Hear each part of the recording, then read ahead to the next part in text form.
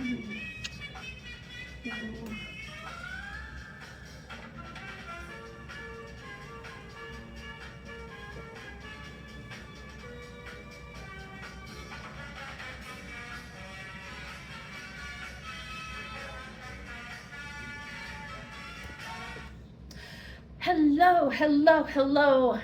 you all. Thank you for tuning in for another edition of my podcast. I am the Mistress, Sweet Pea, Mistress of Tech and all other things fun. And I wanted to thank everyone for tuning in today. I guess you could say I've been a little bit MIA lately. I have taken some time off for some much needed rest. Between job, school, podcasting, trying to get stuff moving in the process, everything has been kind of crazy and hectic. So I am back and I am ready to get this party started. So I hope everyone is doing well. I hope everyone is having fun, enjoying life. It's summer. I guess it depends where you live, because right now we're currently in Kansas City, Missouri, and we had some warm days, but I don't know. It's kind of starting to feel like fall already, and we're not even in June yet. So anyways, let's get started, shall we? Today's podcast we're gonna talk about something that I truly I feel very strongly about this subject, and everyone should be concerned, not concerned in a bad way, but you should be cautious. I guess cautious is the better word, not concerned. Well, depending on how you look at it. So, cybersecurity. What do hackers actually do? So we're going to dive into that a little bit today. But remember, hacking can also be good. Whenever people hear the word hacking, most people get the impression, oh my gosh, hacked. Because, you think, oh, someone hacked my computer. Of course that's a bad thing.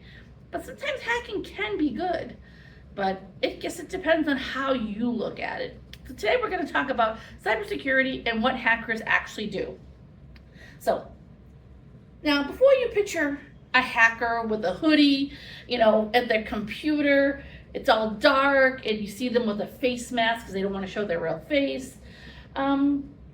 Let's stop and chillax for a little bit on that, because a hacker doesn't necessarily look like that. I know on YouTube videos, or we get this vision in our minds of what a hacker would look like. They very well may have a hoodie and dressed all in black, but they're not always. A hacker could be someone like you and me, an average Joe, an average person. So before you picture someone like that, just stop and think about it, because real cybersecurity is more, cybersecurity is not just the person's human, so where you've got someone like you and me that could be a hacker. So cybersecurity is more than just hacking. Cybersecurity it's in your passwords, Wi-Fi router. It's even that little text message you get in the middle of the night. I don't know if you guys do, but sometimes I do, saying that I have a UPS package. Click on the link and provide us your address, and we'll make sure it gets delivered to you. I don't think so. So, and here's the thing about that. Hackers don't need to be geniuses. Everyone has this preconception notion that hackers are geniuses, and they studied it, and they live and breathe and eat hacking. That's not true. That's just a false pretense that people seem to think. So today we're going to break into exactly what we do. So let's start off with what hackers actually do. And again, we're not talking about movies. We're talking about what they actually do. So, Hollywood basically tells us, Hollywood creates these movies that let us think that hackers are these people, like, as I mentioned earlier, in hoodies and, sitting over a computer hacking all day long. That's not the case at all. Most real world hacking falls into 3 different categories. The first one is social engineering. This is the big one. So hackers don't break in, they trick you into opening your door. So they pretend to be like your bank, your boss, a delivery service, a friend, or even a company that you've done business with for years. They're that skillful that they can pretend to be someone that they know that you trust. And then they use psychology, not code, to hack. So basically the second thing they exploit weak passwords. Hackers don't sit there and guess what, oh gee, I wonder what password he used today. They use lists of leaked passwords from old breaches and try them everywhere. So when, let's say for example, XYZ company had a breach, and most consumers buy from XYZ company. So they somehow, these hackers are able to obtain a list of leaked passwords, and those passwords are what they use to try to hack into your bank, your accounts, your company's your company's accounts, your friends. They pose as as someone that needs help, whatever. That's what they do. They obtain these lists of breached passwords. Again, I cannot stress enough. You need to create and constantly change your passwords. Change them to something that only you know, but that someone won't be able to figure out. Combination of upper, lowercase, symbols, numbers, mix it all up. Make it sure that you know what it is, but make it difficult where someone else cannot figure it out. So again, try not to, and I will admit, I will first one to admit I've done that in the past. I've used excuse me, I've used passwords. I even reused passwords, which is even worse. Don't do that, because more than likely that password is in a breached list that hackers have access to. The other thing is taking advantage of outdated devices. Sorry. Weather in every state is a little different, and Missouri is a little different for me. Anyways, number 3, taking advantage of outdated devices. Old routers, if you have an old phone, old software, they are full, and I mean full of bugs, full of potential for hackers to go in through a back door and access your device, your phone. Hackers don't have to be brilliant. They just they find a way to get you to skip doing updates, Windows updates, or updates, Google's Chrome browser.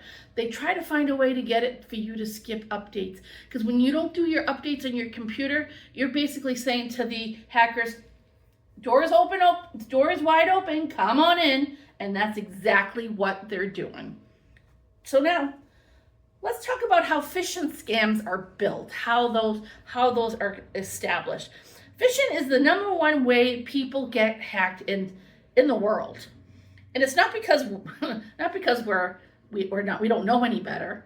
It's because phishing is designed to hit our emotions. It targets us. It kind of, let's say, for example, you get, let's say, for example, you get a message that says, oh, your daughter is in trouble and we need X amount of dollars. That's one idea. There's millions and millions of phishing scams, but let's talk about first how they're built. So first of all, what a hacker does is they pick an emotion. So hackers choose triggers that provide, like for example, triggers that provide someone with a sense of urgency, like fear, curiosity, greed, panic. Your account's locked, your package could be delivered. Oh, you want a prize? Provide me with your bank account information and we'll wire you the money. Or we've noticed a suspicious login to your device. Did you log into Facebook, for example, from this state? And it's like, no, I did not. So that's the first thing they do. Hackers will play with your emotions.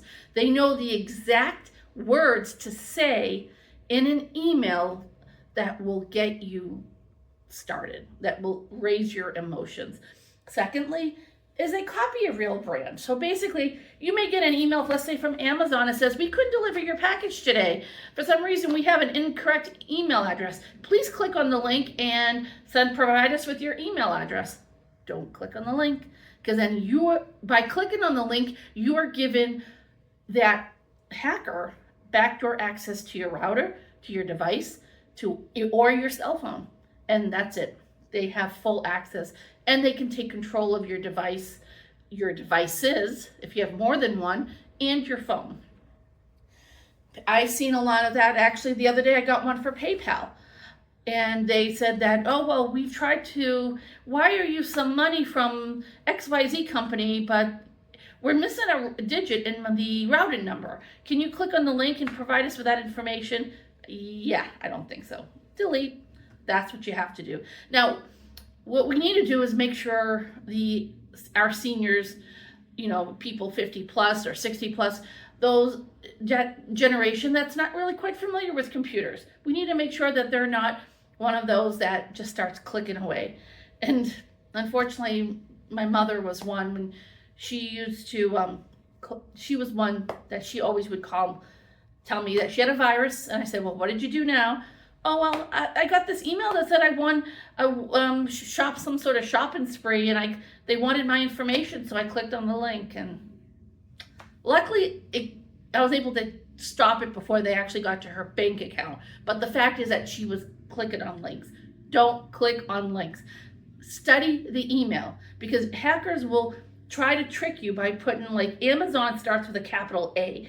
They'll use a lowercase a. Or sometimes the email will have incorrect punctuations, the words are spelled incorrectly. You have to kind of stay on top and read. If you're not expecting a package from Amazon and you didn't order anything, don't click on the link, just delete the email. I know sometimes it's curious. We all want to just click on that link to see what happens. Don't do it. Don't do it. So basically what these hackers do, again, is they copy a real brand. They try to mimic Amazon, PayPal, your bank, Facebook, and they steal the logos. Because if you notice, like if you go to Facebook and you right click on the Facebook logo, you can copy and paste and save that logo. That's what hackers are doing. They're trying to pretend that they're from Facebook when they really aren't, or from PayPal or Amazon. Because unfortunately, anyone could do it. You and I can do it. Just go ahead on your browser right now, right click on Facebook, on the logo, and you can save that to your desktop, and you can use it to send an email to anyone. Unfortunately, I wish that wasn't the case, but that's one of the reasons how hackers get to us. Number 3 is a fake link. The link looks legit, the email looks legit, everything looks great, and so you want to click on the link. Don't do it. Don't click on the link. You'll also notice if you look at the link, just study the link in the email or your text in your phone or whatever. Like I know, for example, with PayPal, they had it spelled different. They had PayPa, so PAYPA 1 at paypal.com. No. Look at the spelling. If it's incorrect, it's fake. Now, we also have to, that's why we need to look at everything, because there are also some circumstances where you will get an email from PayPal or you'll get an email from Amazon. Sometimes you did order something, there is something wrong with your order, for example, it's delayed, or there's an issue, or payment didn't go through, whatever. That's understandable. That's legitimate, but you also want to check, because you never know. You can't, how do I say? I'm not saying don't trust anything that comes through your emails or your text or your phone. Just be cautious, be leery. Just before we get click happy, because we all get click happy. I know I do. I want to click, and find out what's going on. I don't do that anymore. So the next one is what they do is they ask for something small. So, you get an email from your bank. I don't know, let's say Chase Bank is kind of a popular one. You get an email from Chase that says, congratulations, you won a prize, you won an extra $200 in your checking account. However, we tried to deposit the money, but we're missing a digit from your account. Just click on this link here and we'll go ahead and, we'll get the money to you. Or they'll say, you know what? Actually, a better example would be is, from Chase. Let's use Chase as an example. Well, you won all expense paid trip to Hawaii. However, there is a fee that we need from you in order to send you the tickets. So click on this link and deposit $10 into our account or whatever. You click on the link, that's it. You just gave the hackers backdoor access to your devices and possibly your bank account. And then that's it. You're basically toast at that point. Again, never do. Most companies too will not call you or email you, especially banks. I know my banks do this, and I think a lot of them do. They tell you up front, we will never call you to request account information, or we'll never email you for account information. So that right there should be something that's like a light bulb that goes on in our heads. And lastly is that they move fast. Hackers know that we're busy. They know we're busy. We don't have time to sit there and decipher everything. So they use that to their advantage. And what they do is they send us these emails because they think, okay, well, you're too busy. Oh, well, look, I got an email from my bank. All right, well, I'll just click on it. Okay, you just possibly had your account depleted, or your account's been compromised with, and that's it. It's toast. So they want you to click before you think. So hackers will make an email enticing, that it will make it pop. Like they'll put colorful letters or whatever to make it look like they don't want you to sit there and think about the email that they're sending you. They just want you to act on it and do it. And that's where they get us, because unfortunately we live in a society where we're constantly busy. Sometimes we don't even slow down to take a moment for ourselves. And that's what they thrive on. Hackers thrive on that because that's how they're able to get us. So our next segment is about passwords. Why do we have leaked passwords? Why are they compromised?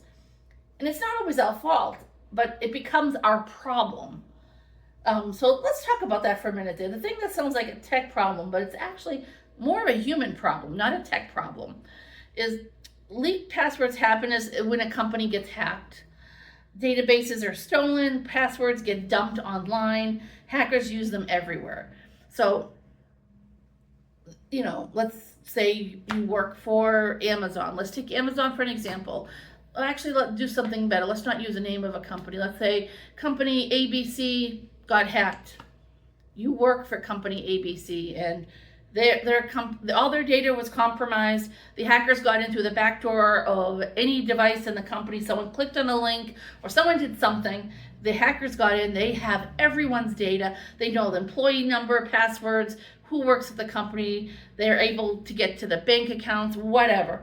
And then passwords get dumped online. That's the problem, because these passwords that get dumped online, that's like a treasure trove for a hacker, because they have that and they use it to their best of their ability to try to get to hack people. And they make money off of it and they enjoy it, which is unfortunate. But so this is why the same password for everything is like using the same. I always tell people, don't use the same password for every program. Like if you have Amazon, PayPal, Facebook, Instagram, TikTok, whatever, don't use the same password for every application. Mix it up, because what happens is it's like basically using the same, like you're basically telling a hacker, oh, here's my social security number, go ahead and take my money out of my account. You're basically it's like using the same key for your home, your car, your office, and your storage unit. As you know, they're all different. So it's not to your benefit. It's to a benefit for a hacker, but not to protect you. And so because basically when you think about it, if one place gets breached, everywhere is getting breached. United Healthcare, for example, was in the news. I don't know, maybe a month ago, not a month ago, probably about almost a year ago, they got breached. Data was compromised. Passwords were leaked, and it was a treasure trove for hackers. Now, why companies get hacked?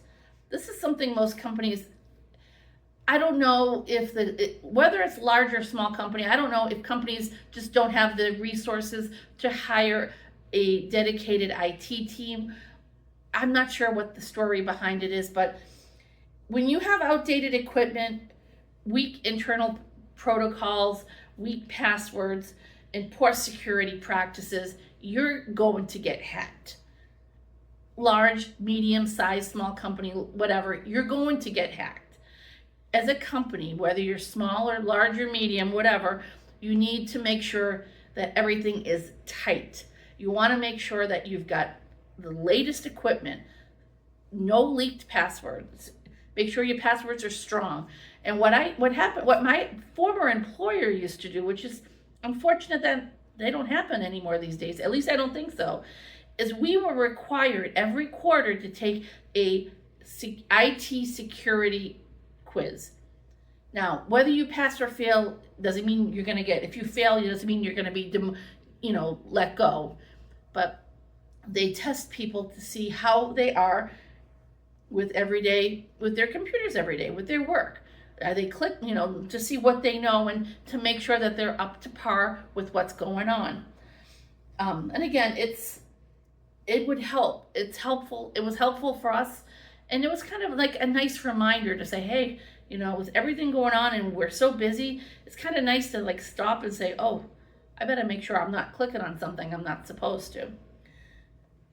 So basically, another question is what hackers do with steal passwords. So passwords get dumped online for a breach, and what do they do with them? They try them on emails. They generate lists of emails. Where they get them, I have no idea, but they get lists of emails, accounts, bank accounts, social media accounts. They're also sold on the black market. So a lot of the black market browsers, they have a huge dump, like a bulk sale. They will sell you pages and pages of leaked passwords.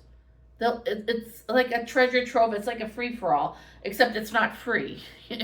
They sell everything. And hackers go to these black market websites that are not discoverable online. They're black markets, and they buy these lists from others of leaked passwords, and then they just start hacking away. They spend hours and days trying on them on emails and banking apps and social media to see if they can somehow get into someone's account. And again, it's not personal, it's automated. They do this for their benefit. So this is why it's so detrimentally important to constantly change your passwords.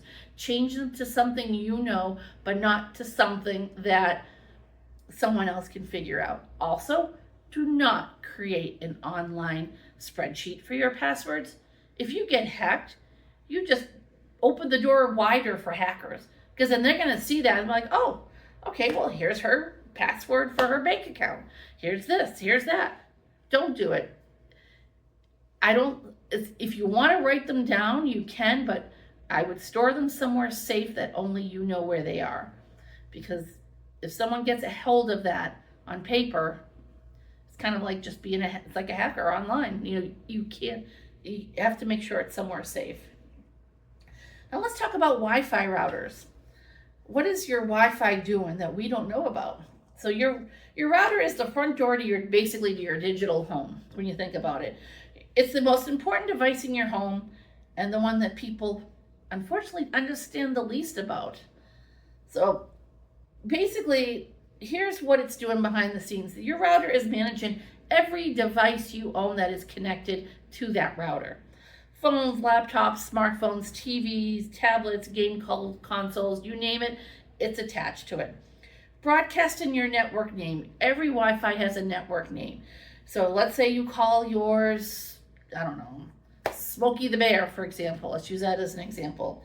Hackers, they know that you haven't, so you want to make sure, this is important, make sure with your routers, don't, and I mean please, do not name your Wi-Fi router Netgear 123456 or whatever, or mesh, whatever. Do not name your router the name of your router. So if you have a Netgear router, don't name your Wi-Fi